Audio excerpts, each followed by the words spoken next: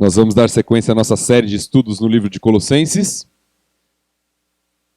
O texto foi lido, você pode abrir sua Bíblia em Colossenses 2, versículos de 11 a 15.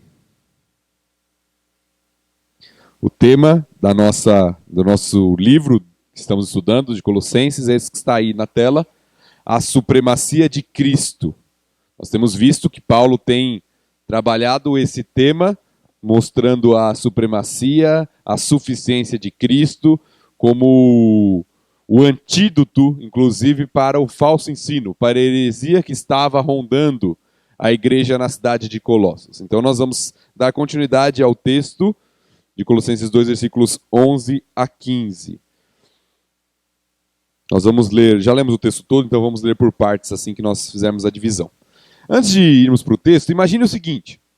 Imagine que por algum motivo você está com muita fome. Talvez saiu atrasado de casa hoje, não tomou café. Né? E você, pelos sorrisos, talvez seja a realidade de alguns aqui. Mas você está com muita fome mesmo. E diante de você chega alguém com o seu prato preferido. Não vai ter lanche hoje não, viu, gente?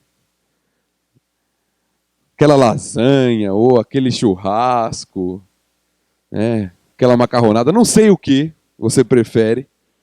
Mas por algum outro motivo, chega a outra pessoa que quer te convencer que o prato de vegetais é mais gostoso. Você vai trocar de prato? Sim ou não? Sim? Que homem saudável, né? Por que não?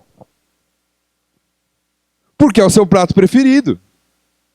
Você se satisfaz naquilo. Aquela comida é agradável, te satisfaz. O que nós vamos falar hoje, na nossa breve reflexão, no nosso devocional pela manhã? O tema da nosso devocional é satisfação garantida. Ou seu dinheiro de volta, você já ouviu aquela propaganda? E o que nós queremos mostrar é que o antídoto para não sucumbir diante dos falsos ensinos é a plena satisfação na obra de Cristo.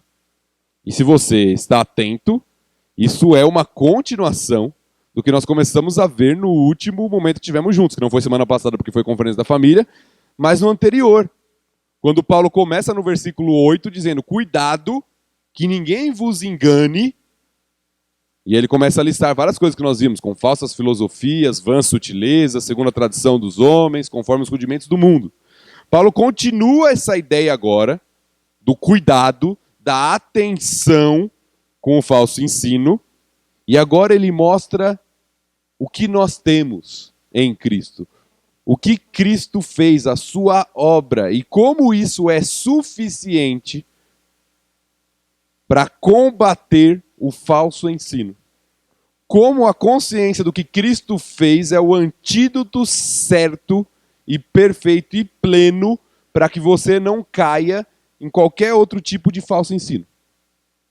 Se você for satisfeito no que Cristo fez na sua vida, você não vai dar ouvido a outro tipo de ensino, a outro tipo de filosofia que tem no nosso mundo. É isso que Paulo quer mostrar nos versículos que nós lemos e vamos reler daqui a pouquinho. Os falsos ensinos presentes na nossa sociedade hoje, sempre foi assim, eles apelam para a nossa insatisfação com aquilo que é verdadeiro. Note, boa parte dos ensinos atuais da nossa época apelam para nossas supostas necessidades. Você precisa disso, você tem que ter isso aqui. Propaganda, marketing trabalha com isso o tempo inteiro. Você precisa ter este carro, você precisa ter este computador, você precisa ter esse celular, você precisa ter esse produto. Mas isso também toma uma roupagem religiosa muitas vezes. Muitas vezes quando nós falamos de religiosidade no nosso país, a pergunta que se quer responder na maioria dos discursos é o que Cristo fez por você essa semana. Cristo te deu saúde, Cristo te deu dinheiro, te deu sucesso, te deu realização, te deu relacionamentos saudáveis, agradáveis. Porque é isso o que muitas igrejas têm pregado, ensinado e prometido. O que Cristo fez não tem nada a ver com sua obra, como nós vamos ver hoje, tem a ver com o que ele pode fazer para você hoje. É a mentalidade do entretenimento. Você já viu aqueles programas que terminam assim, ó, não mude de canal, não tem uma propaganda, ou nesse mesmo horário, nesse mesmo canal. É a ideia de manter você ali. Se Cristo não está te dando sucesso, saúde, dinheiro, realização, talvez seja a hora de você procurar outra coisa que te dê isso. E aí nós temos uma grande rotatividade hoje em dia, dentro dessa ideia da religião, porque as pessoas estão buscando aquilo que se pode receber. Elas não estão satisfeitas com o que Cristo já fez. Elas querem consumir algo. Elas querem algo novo. E se Cristo, se Deus não dá o que eu quero, ele parece mal, ele parece injusto. Eu não fico satisfeito. Porque eu não entendo. Porque muitas vezes não há um entendimento do que Cristo já fez e que isso é suficiente para sermos plenamente satisfeitos e eternamente satisfeitos nele. E é isso que Paulo vai abordar nesse tópico, nessa passagem. Em Colossos isso não era diferente. Muitas pessoas estavam falando que eles precisavam algo além da pregação do evangelho que eles já tinham recebido. Eles precisavam de um conhecimento superior. Eles precisavam de uma experiência secreta, mística. Eles precisavam seguir certas práticas e tradições religiosas. Eles precisavam de uma adoração supersticiosa, adorando anjos e outros elementos. E isso tudo apelava para a insatisfação, que talvez alguns teriam e foram enganados por causa disso, com o verdadeiro evangelho de Cristo. A grande verdade é que Cristo já nos deu tudo aquilo que nós necessitamos. Já nos preencheu com tudo através da sua obra. E por isso podemos ser plenamente satisfeitos nele. E Paulo vai mostrar isso em 4 momentos aqui, de 4 maneiras, o que Cristo fez. A primeira dessas maneiras é que ele transformou o seu povo. O versículo 11 diz: nele também fostes circuncidados, não por intermédio de mãos, mas no despojamento do corpo da carne, que é a circuncisão de Cristo. Primeira obra que Paulo menciona que Cristo fez com relação ao seu povo é que ele transformou o seu povo. Isso está na expressão aí, fostes circuncidados em Cristo, ou na circuncisão de Cristo. A circuncisão era o sinal da aliança entre Deus e o seu povo no Antigo Testamento. Creio que isso é de senso comum. Todo menino israelita deveria ser circuncidado. Isso servia como um símbolo do pertencimento a Israel. Vou ler para você aqui Gênesis 17, versículos 10 e 11. Diz assim: esta é a minha aliança, que guardareis entre mim e vós, e a tua descendência. Todo macho entre vós será circuncidado. Circuncidareis a carne do vosso prepúcio. Será isso por sinal de aliança entre mim e vós. Então esse era o sinal do relacionamento de Deus, da aliança que Deus tinha feito com o povo de Israel no Antigo Testamento.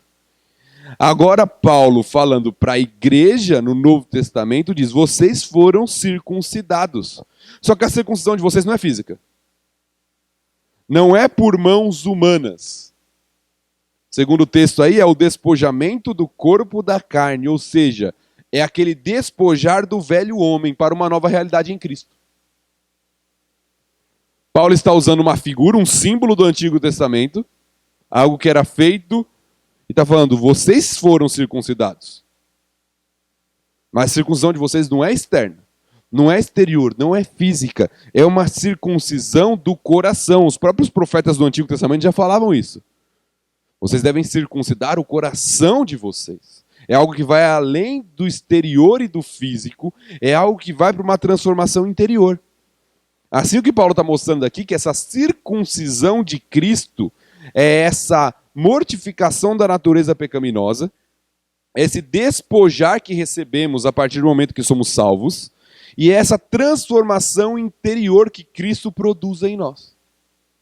Por isso que é a circuncisão de Cristo, é aquilo que Cristo faz.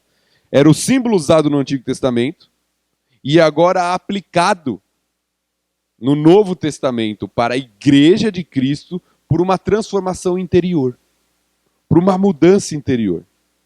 Nós temos visto isso, que um dos elementos da heresia que surgia em Colossos era que muitos estavam ensinando, misturava gnosticismo com judaísmo, nós já falamos sobre isso, ensinando que os cristãos deveriam cumprir os rituais da lei para serem salvos.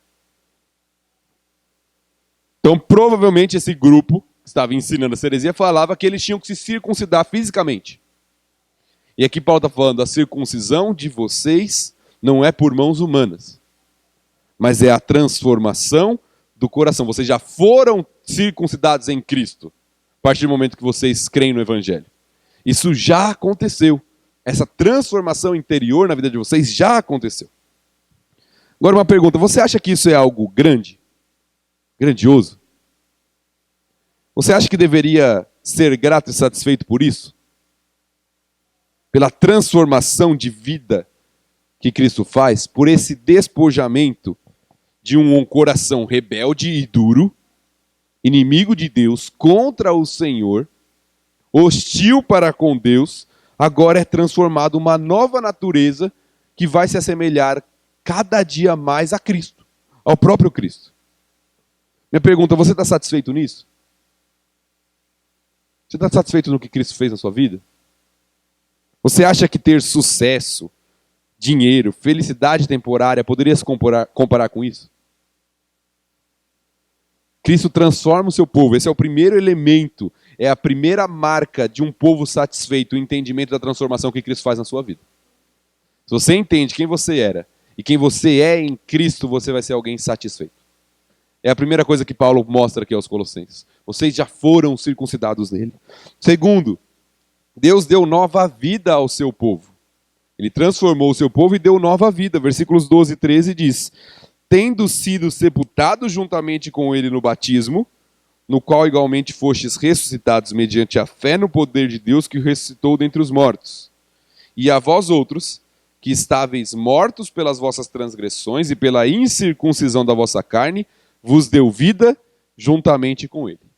Agora Paulo usa um segundo símbolo para se referir à segunda etapa dessa transformação: o batismo. Vocês foram sepultados com ele no batismo. Assim como Cristo morreu e foi sepultado, você, ao descer das águas, as águas no batismo, simboliza a morte para a antiga vida, para si mesmo, mas também simboliza a ressurreição de Cristo para uma nova vida. E aí ele diz, ele vos deu vida, juntamente com ele. A nossa união com Cristo, o que possibilita a nova vida é a ressurreição de Cristo. Juntamente com Cristo, há esse despojamento da velha natureza, que é colocado no versículo 11, como nós vimos, e agora o assumir de uma nova natureza. Somos regenerados, nova vida. Se alguém está em Cristo, é nova criatura, por meio da regeneração e da habitação do Espírito Santo de Deus. Ele deu vida para um povo que estava morto, desligado, separado, inimigo, mas agora tem vida e pode se relacionar com Deus. Está vendo a progressão que Paulo vem montando aqui? Você estava separado e tinha uma natureza contra Deus. Você foi salvo, essa natureza contra Deus ainda existe no nosso coração, mas ela está sendo despojada. E agora você recebe uma nova natureza, em que você pode se relacionar com Deus e se assemelhar cada dia a Cristo. Ele te deu vida. Verdadeira vida. Isso é motivo para sermos plenamente satisfeitos em Cristo. Você está satisfeito nisso? Realmente acha que precisa de uma vida financeira, emocional, social melhor? Ou o simples fato de ter vida, verdadeira vida, não deveria nos levar a sermos satisfeitos? Pessoas gratas, com um sorriso no rosto, sem reclamar, porque nós temos tudo o que nós precisamos. Muitos aí têm dinheiro, fama, status, poder, mas estão mortos. E às vezes eu vejo muita gente desejando isso, cristão desejando isso. Ah, eu queria ter a vida do Neymar.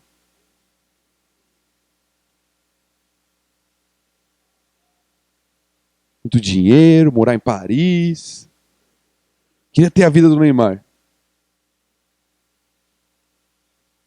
A pergunta é, se por algum motivo, isso não vai acontecer. Ainda bem, graças a Deus. Mas se por algum motivo te desse a oportunidade de trocar de vida com o Neymar, você trocaria? Não adianta falar assim, não, o Neymar é evangélico. Não.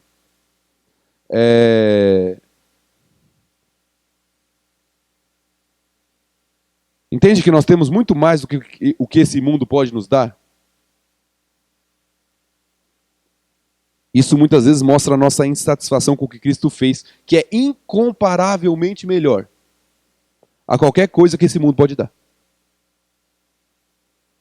E Paulo mostra isso àqueles irmãos. Vocês têm tudo. Vocês já receberam tudo aquilo que vocês precisam. Vocês não precisam dar ouvido a outro ensino.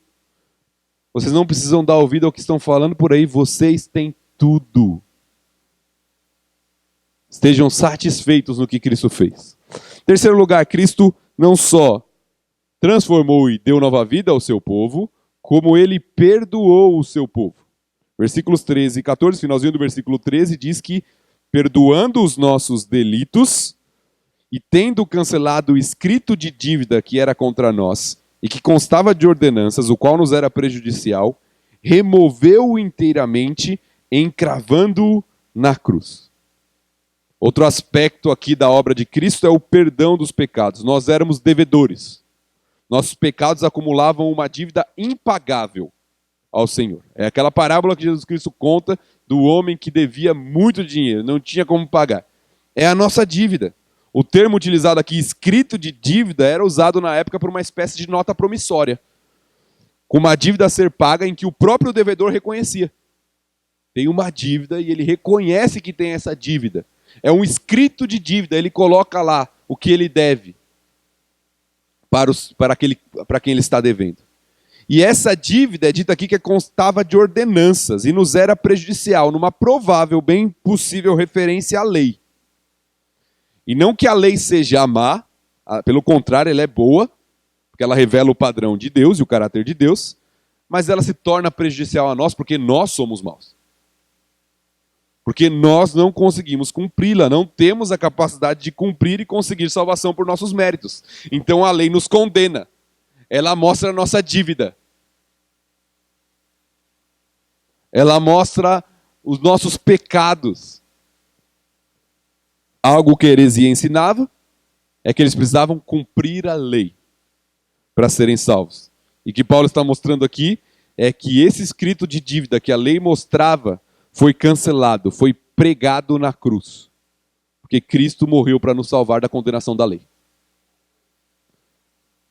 Paulo usa uma figura bem vívida aqui. A lei, né, que mostrava a nossa incapacidade, que mostrava a nossa dívida, foi encravada na cruz. Foi colocada na cruz ali o nosso escrito de dívida. E preste bem atenção nisso. Isso não significa que a lei não tem nenhum valor. Como eu disse, a lei nos mostra o padrão divino. Mas a lei não pode nos salvar. Ela mostra o nosso pecado e a nossa dívida. E Cristo pagou por essa dívida na cruz. No mundo antigo, quando uma dívida era paga, quando uma lei era cancelada, se fixava em uma tábua com um prego essa lei, ou essa dívida. Ela está paga, não está mais devida. E aqui é a imagem que Paulo usa. Não há mais dívida.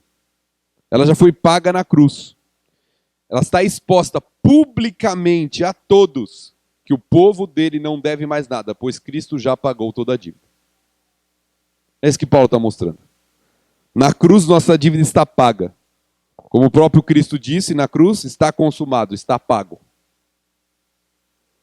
Você acha que isso é suficiente para ser satisfeito? Quem tem dívida aqui? Não precisa levantar a mão, não.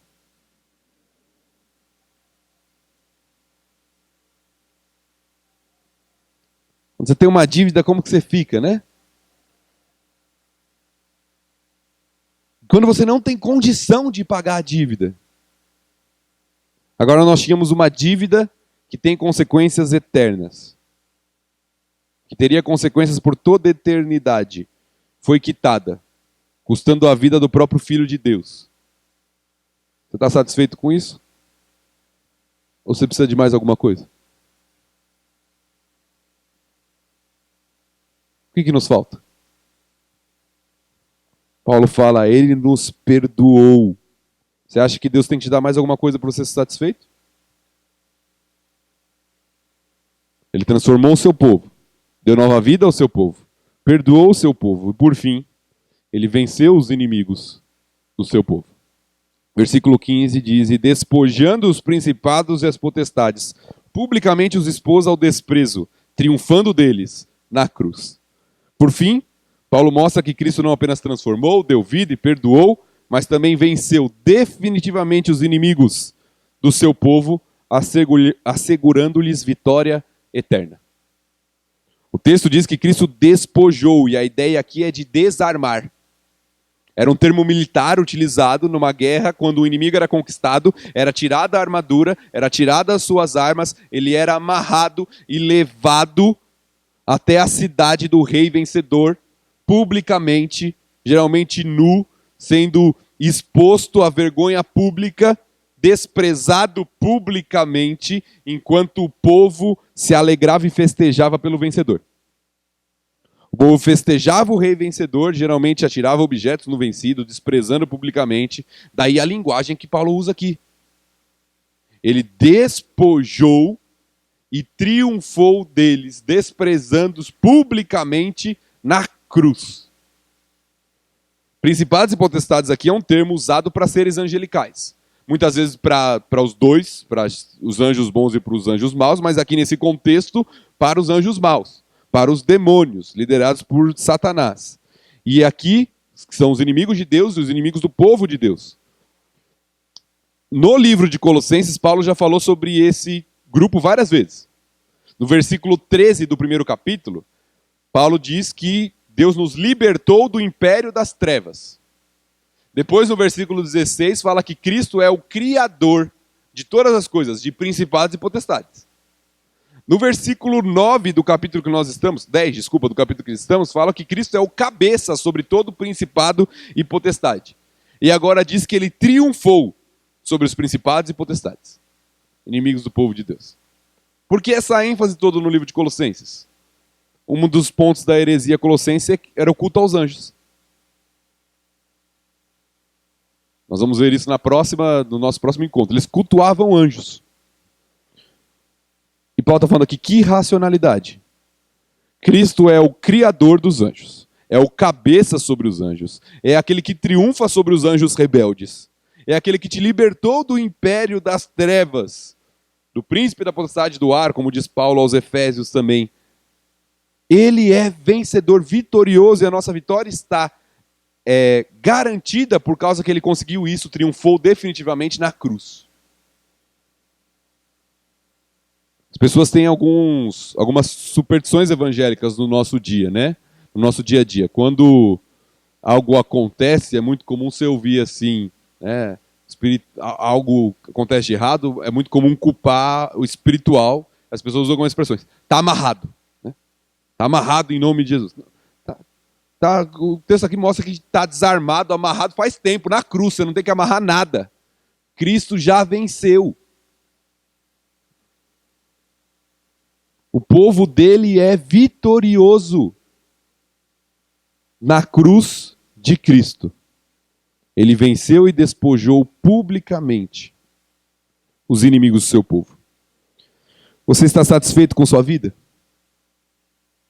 Consegue perceber tudo aquilo que você tem? Minha oração é que o Senhor nos encha de gratidão e satisfação nele. Não nas coisas que esse mundo pode oferecer, não nos desejos de ter outras coisas, mas de gratidão e satisfação nele e em sua grandiosa obra em nós. Vamos orar.